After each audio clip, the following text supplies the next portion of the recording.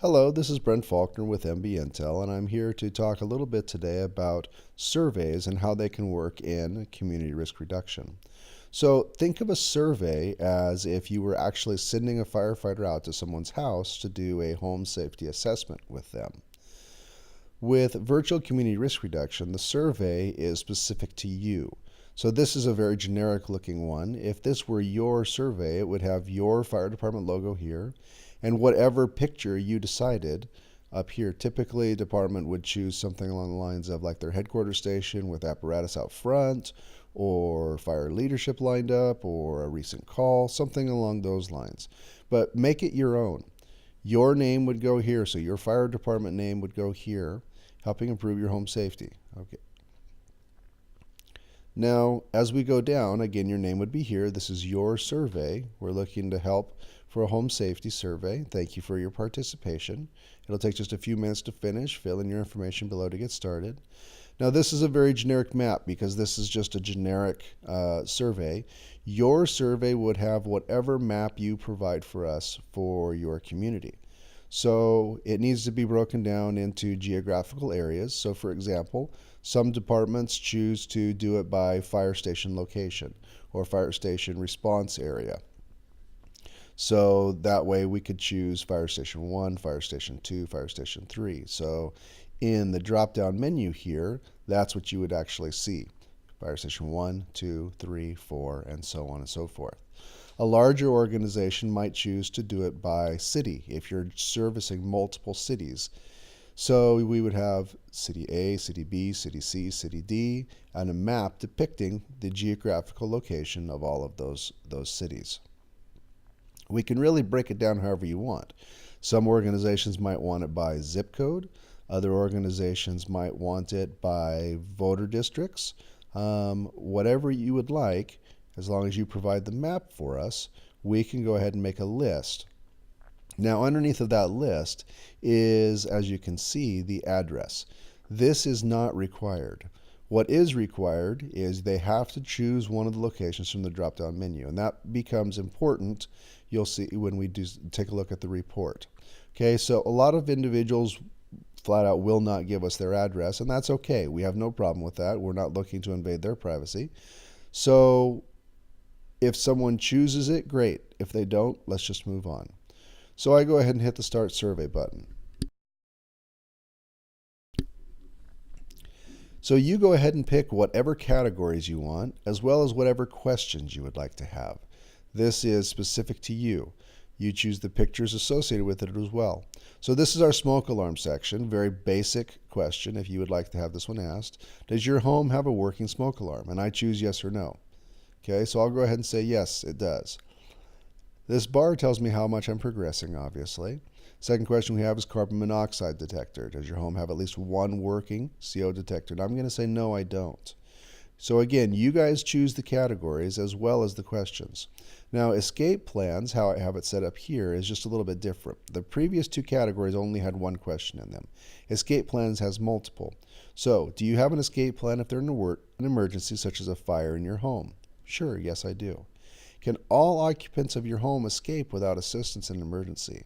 I'm going to go ahead and say no. And the reason why is because I might have a baby at home, or I might have an elderly dependent at home, or some other dependent that's unable to get themselves out during an emergency. Do you have a meeting place outside your residence to meet in the event of an emergency? So yes, I do. I do not have fire sprinklers. I do allow smoking inside my home, and I do use candles. But I keep all of the matches out of the reach of children. Okay. I do use extension cords, let's say, for permanent wiring inside my home. But I do not use a surge protector. Okay. I do have a working fire extinguisher. And I do not use portable space heaters.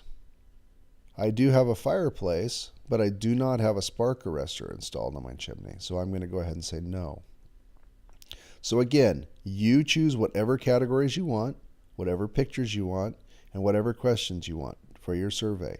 You base that on what, first of all, you want your community to know. What is the information that if you could give them, you would provide it?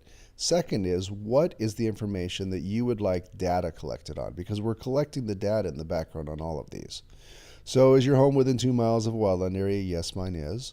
Do you have things that could burn within 50 feet of your home, like trees? Yes, I do, I'll say. Okay, it's generating my report. So now as a homeowner, I've taken this survey, and now I get a report letting me know how I'm doing, as well as what I can do to improve it. So the report again would have your fire department logo here, your fire department picture here, and your fire department name. The only place that you see anything from MB Intel is down here at the bottom. It's just powered by MB Intel. So you've completed your survey. Below are a few suggestions based on the answers you provided. So as you can see, this is kind of my report card. And it's all color-coded, green being, hey, good job, yellow, well, we might want to take a look at something, and red, let's take a serious look at this. So let's open up a few of these reports and see what we've got. So underneath the smoke alarms, I have my green check here saying that I did a good job. We're glad to see you have smoke alarms installed. Make sure they're in the following areas. According to the U.S. Fire Administration, about 2,500 people die each year in fires. Whatever information you want to provide to your community is included in this report. Also, we can link to videos. This is a perfect place if you have a PSA for a smoke alarm, or if you have a smoke alarm program where you have an engine company or someone from fire prevention come out to a home to install it. This is where that link would go. That way they can go directly to you for their needs. Now, this is the Vision 2020 video regarding smoke alarms that we were able to link to. But if you have your own PSA, we'll go ahead and link directly to that. Let's go ahead and go to a different category because you could do this with every single one. Let's look at escape plans. Escape plans is red. Now, as you open up escape plans, you're going to see that the first one has a green check mark. Okay, that's good. The second one, remember we had 3 questions in this category, is red, and the third one is green. So let's take a look at what we had. Okay, we said we had an escape route, and that's very important. Good job on having that. We linked to Vision 2020's The Speed of Fire video, okay, to let them have a little bit more information. But this is an important category because not everyone in my home, I said, can get out during an emergency. So what I do here is I link to a blog post regarding emergency preparation with dependents. So if you have a blog post or you have an article that you'd like to link to, or if you'd like it to link back to your website because you have particular information you'd like your community to have, we can do that. So let me just show you an example. I'm going to click on this. This is a blog post regarding emergency preparation with dependents, okay? And that simply just goes back to a different tab is all it does. Okay, so this is speaking of our meeting spot. We have a meeting spot. So as we go through, we can provide whatever videos, whatever content we want regarding that. So this is about fire sprinklers. This is an FPA's fire sprinkler initiative. It's a great video outlining what happens when there is fire sprinklers in the home. Okay, so as I go through, I can give all of the information that I want to in one place. So rather than having multiple different areas that people need to look through on my fire department webpage, they're all in one location, all added here. They know exactly the programs that I have, and I can link directly each one of those programs. So you might have a question, do you have children in the home that do not have a bicycle helmet or a skateboard helmet? Now, some departments have the ability to give these helmets out. So you could have a question like that, and in the answer, when they open it up in their report, it'll let them know that, hey, this is how you can receive a free helmet for, children under 18 or whatever your program is for your city or your municipality or your jurisdiction. So again, we try to make this so that it is all about you. If you have videos, if you have content, that's exactly what we want to link to. The report can be as simple or as elaborate as you'd like it. They have the ability to download the report, to print the report, email the report to themselves. But now this is the important part, okay? Because we've just virtually been inside their home, but some people are going to have some questions, and some people are going to want us to be in their home, while others are like, nope, that was sufficient information. I got exactly what I needed out of that. for those people that would like to have an in-home visit, would like to have more information, whatever it is, we set this up for you. So would you like an in-home visit to review your home safety from, and then we'll put here whatever your fire department is. They simply hit the send a message button, and what that does is that sends a message to your department.